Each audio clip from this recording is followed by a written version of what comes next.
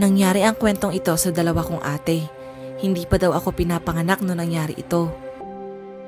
Tumira sina ate sa bahay ng pinsan ng nanay ko noon. Mayaman kasi ito at mabait, kaya pumayag na pag-aralin si ate Joanna ko noon. Samantala, ang ate Hazel ko naman ay tutulong daw sa gawaing bahay. Nang tumira sina ate doon, madami daw silang na-experience na nakakatakot.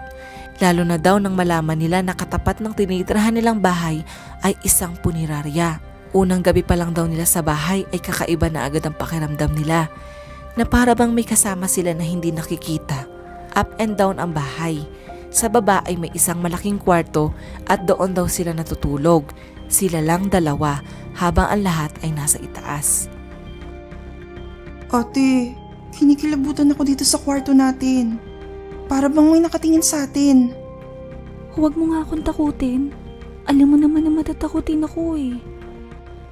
At lalong natakot sina ate nun nang minsang nagtanong ang isang katulong sa kanila. Mga ineng, wala bang nagpaparamdam sa inyo sa kwartong ito? Ano pong ibig mong sabihin? Wala. Natanong ko lang naman. Dahil sa takot, nag-decide sina ate na magsabi na kay tito na may-ari ng bahay. Tito, nakakahiyaman po pero pwede po bang sa taas na din kami matulog? Sigurado ba kayo? Opo, doon na lamang po kami sa kwarto na makakatulong para may kasama po kami. Hindi na nila sinabi ang dahilan dahil nahihiya din sila na baka isipin pa na nag-e-NRT lang sila. Pero napapayag naman nila si tito na sa taas na lang matulog. Pero hindi pa doon natatapos ang pagpaparamdam sa kanilang dalawa dahil ang mga susunod na eksena ay hinding-hindi nila makakalimutan habang nasa bahay pa sila. Makapagsalamin nga muna. Hay, ang ganda ko talaga oh. Sino yun? May tao ba dyan sa labas? Wala namang tao dito ah. Sino yung sumilip kanina?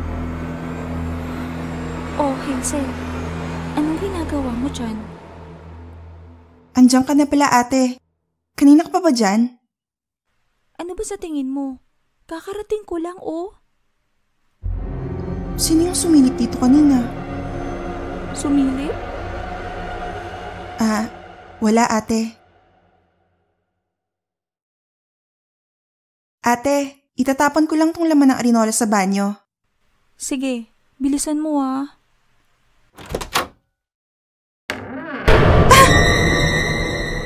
Paano may dadaan sa loob eh? Parehong pader yung sulok nitong banyo. Oh, bakit parang nakakita ka ng multo? Wala. Napuyat lang ako kagabi. Sino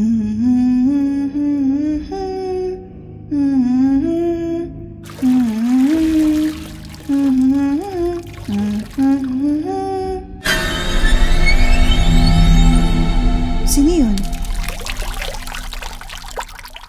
Neng, Hazel. Tatay? Ikaw ba yan? Buti naman po dinalaw niyo kami ni... Nasaan na yun? Ate, bigla akong namiss si tatay at saka si inay. Sino ba namang hindi? Kahit ako eh. Pero huwag kang mag-alala dahil baka sa susunod na linggo, dalawin na tayo.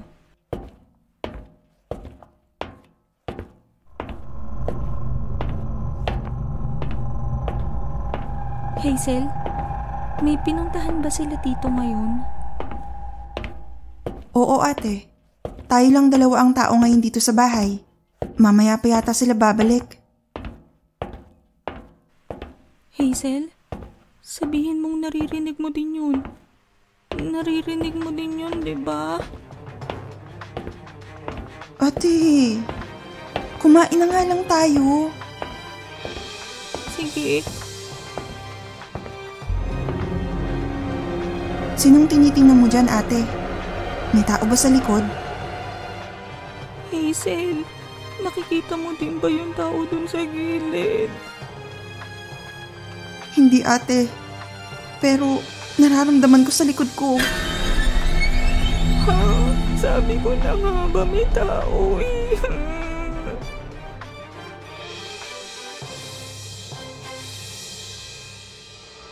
May anak pala ang tito nila. Minsan, inaya daw nito si Ate Hazel na samahan siya sa kwarto niya.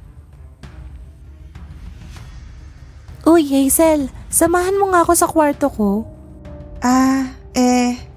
Bukas na lang. Dali na, madami akong pagkain no. Share tayo, dali. Sige na nga, pero saglit lang ha. Pagkapasok daw ni ate sa kwarto na yun, mga malalaking manika ang tumambad sa kanya na para bang nakatitig sa kanyang lahat. Diyos ko po.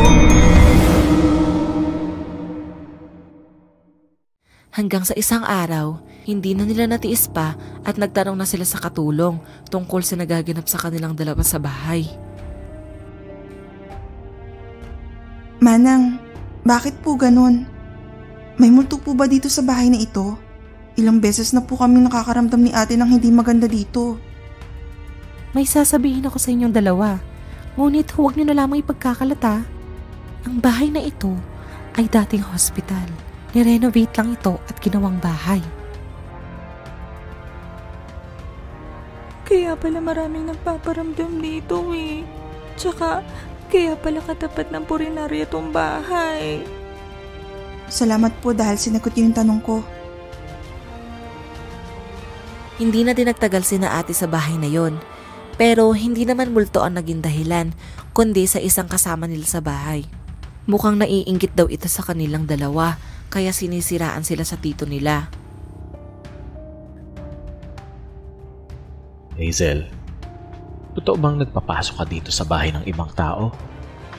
Wala naman po tito.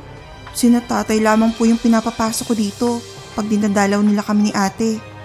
At saka wala naman po akong kakilala dito kasi di naman po ako lumalabas ng bahay. May nakapagsabi kasi sa akin eh. Nag-aalala lang ako na baka manakawan tayo dito.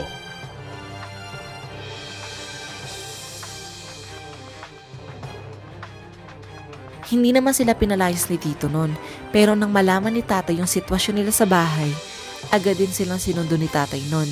Hindi bali na daw na maging mahirap ang buhay nila, basta magkasama daw sila at maayos ang lagay ng mga ate ko. At doon nagtatapos ang kwento.